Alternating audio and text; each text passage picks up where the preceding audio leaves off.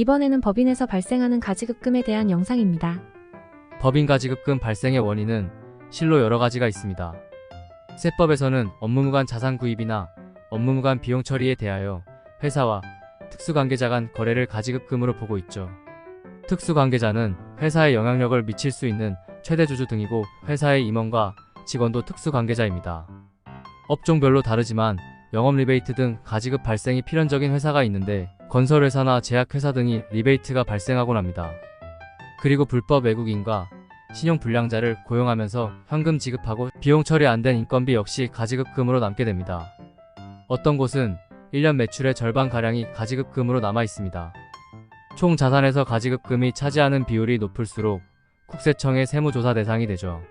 실무상 대표님이나 임원들이 증빙 및 서류 절차 없이 선지급된 카드 전표 등 적법한 지출 서류는 다음 달 이후에 정리해야 하죠. 1년 동안 결산 전에는 회사 내부에서 발생하는 것은 별 영향이 없으나 결산 전에는 해결해야 합니다. 또한 어떤 업체는 가지급금 발생 여부를 알지 못하는 경우가 있는데 세무사 사무실과 가결산을 통하여 미리미리 정리를 해야 하겠습니다. 참고로 개인사업자는 세무상 가지급금이 발생되지 않습니다. 가지급금이 있으면 불이익이 있다고 하는데 어떤 것들이죠? 우선 빌려준 돈을 대손처리 못하는데 특수관계자와의 거래에서 발생한 대여금, 매출 채권은 대손처리를 할 수 없습니다. 가지급금이 있으면 회사는 이자를 받아야 합니다. 회사는 가지급을 대여로 보므로 이것을 가지급금 인정이자라고 합니다. 인정이자를 입금에 산입하는데 회사는 당좌 차월이자율 4.6%를 이자 수익으로 기입해야 합니다. 그리고 은행이자도 일정 부분 비용 처리 못 받습니다. 지급이자 송금 불산입 규정인데 만약 회사에서 외부 차입금이 있다면 총 차입금 대비 가지급금 비율만큼 지급이자를 인정받지 못합니다. 세법에서 송금 불산입으로 보는 사유는 금융기관 등 외부에서 대출받아 가지급을 발생시켰다고 보기 때문입니다. 가지급금은 회사에 대한 불이익이 있고 개인도 소득세가 증가합니다.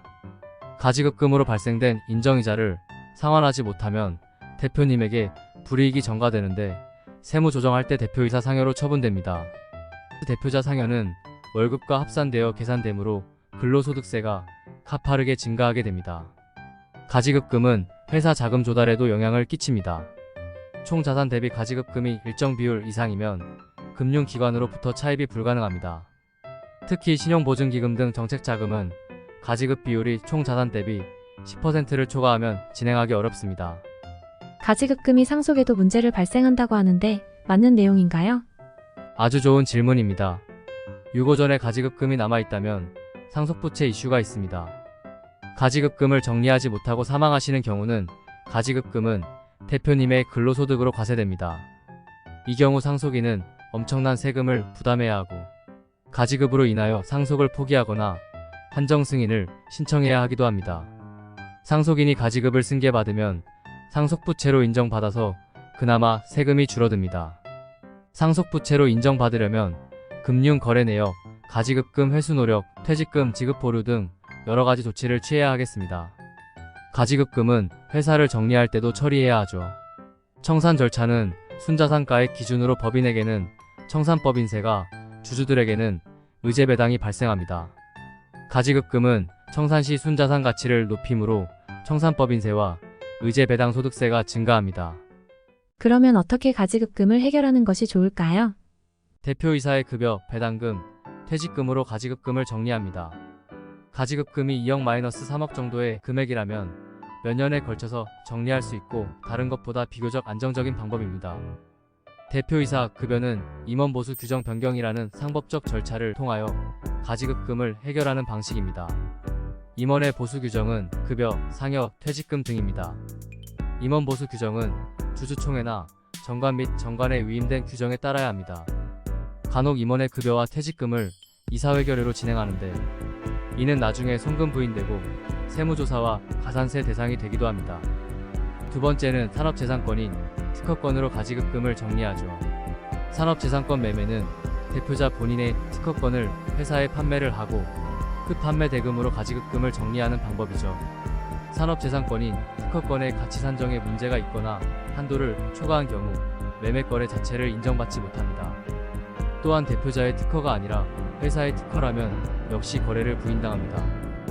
거래를 부인당한 경우 대표자가 가져간 특허권 대금은 기타 소득이 아니라 근로소득으로 보기 때문입니다.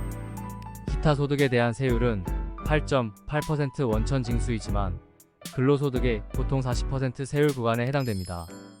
일어난 경우에 국세청으로부터 소득금액 변동 통지서를 받게 되고 이를 감안하여 2월 말일까지 신고해야 합니다. 세 번째는 주식 거래를 통하여 정리하는 방법인데 자본거래라고 합니다. 자본거래는 주주와 회사와의 주식 거래인데 자사주매입과 감자소각, 이익소각 등이 있습니다. 자사주매입은 주주인 대표이사의 주식을 회사에 매각하여 매각대금으로 가지급금을 정리합니다. 이 경우 시가로 매입하지 않으면 증여세 문제가 발생하기도 합니다. 이익소각은 배우자 증여 공제를 활용하여 대표자 가지급금을 정리하는 것입니다. 이때 증여의 방향이 중요한데 배우자의 주식을 대표님이 증여를 받아야 하는 것입니다. 증여의 방향이 거꾸로라면 실질과세의 원칙에 따라서 이익소각은 인정되지 않고 증여세 납부 대상이 됩니다. 부동산을 활용할 수도 있죠. 가지급금을 빠른 시간에 정리하고자 해도 현금이 없는 업체는 딜레마에 빠집니다. 만약 대표님이 개인적인 부동산이 있다면 현물 출자를 통해서 가지급금을 정리할 수 있고 추가적인 자금도 확보할 수 있습니다. 가지급을 출자 진행 방법은 부동산 양도와 자본금 증자의 과정이 발생합니다. 현물 출자, 부동산은 건물, 상가, 토지, 주택 등이 해당됩니다. 주택으로 법인의 현물 출자가 빈번했는데 현재 법인의 주택 취득세 12%입니다. 그렇기 때문에 효과가 많이 줄어들어 가지급금 정리의 장단점을 비교해야겠습니다. 여러 개 법인을 운영하시는 대표님들이 있습니다. 이런 경우 관계사 간 차익 거래와 주식 거래도 가능하죠. 거래 상호 간의 거래로 외상 매출금이 발생하곤 합니다.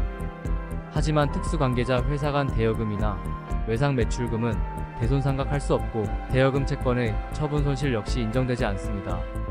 서로 가지급과 가수금을 파악하여 상계 처리하거나 관계회사 가지급금, 가수금을 파악한 이후 자본금 증자한 이후 가지급을 정리하는 방법도 있습니다. 회사 매각 시 가지급 정리. 회사를 양도할 때 가지급금이 남아있으면 반드시 가지급을 정리해야 합니다. 양도인이 가지급금을 양수에 포함하는 조건으로 매각을 할 수 있는데 양수자에게 가지급 정리 방법을 알려줘야 합니다. 이 경우에도 자사주를 활용합니다. 주식 양도 계약 이후 양수인은 매입한 주식을 회사에 다시 양도를 진행합니다. 매입 가격과 매도 가격이 동일하므로 양도세는 없게 됩니다. 이렇게 회사 양수도 진행 시 자기 주식을 활용하여 취득한 자금으로 가지급금을 해결하면 되겠습니다.